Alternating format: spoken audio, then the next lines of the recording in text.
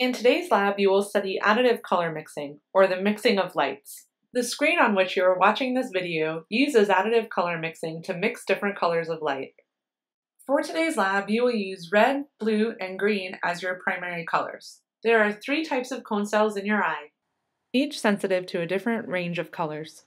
Each of these primaries cannot be made from the other 2, and all 3 can be combined to make white. Red, blue, and green are not the only additive primary colors you can choose. However, they will allow you to mix the most colors. By adding pairs of these primary colors in equal amounts, we can obtain yellow, cyan, and magenta. When all 3 colors are combined in equal amounts, we get white. We use a color triangle to visually represent this addition of colors. The fraction of red is plotted on the x-axis, and the fraction of green is plotted on the y-axis. We can use the color triangle to determine the hue and saturation of a mixture of colors.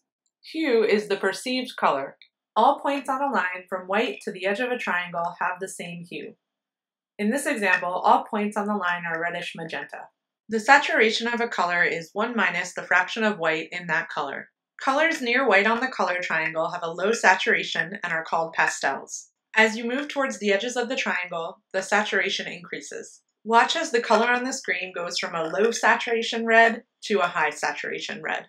Brightness is the amount of light that an area appears to emit. Any color can be observed at low brightness or high brightness. Brightness is not shown on the color triangle. Watch as the color on your screen changes from low brightness red to high brightness. In the lab, you will use a set of 4 projectors to mix colors. Our 3 additive primaries, red, green, and blue, plus white. You can change the brightness of each color by using the control board. The board has a series of dimmers to change the intensity of each color, calibration switches that allow you to read out the intensity of each color on the meter, and calibration knobs. We will use these knobs to calibrate the different projectors.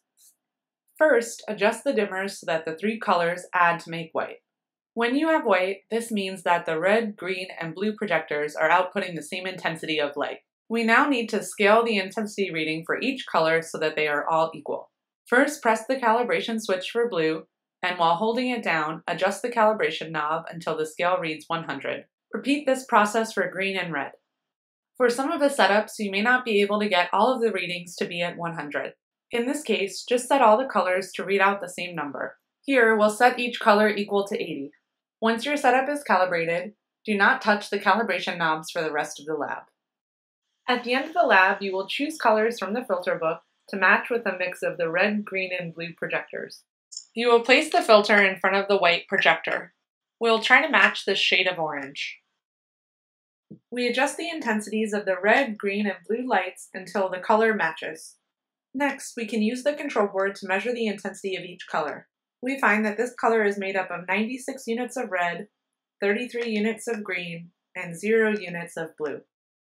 We can then calculate the fractions of red and green. The fraction of red is 0.74, while the fraction of green is 0.26. This color is a high saturation, high brightness orange. Additionally, you will use a diffraction grating spectroscope to look at the spectrum of colors from the lights. If we use the spectroscope to look at sunlight, we see a continuous spectrum from blue to red. The fluorescent lights in the lab room have a discrete spectrum.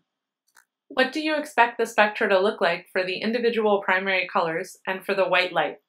What about for mixtures of these colors?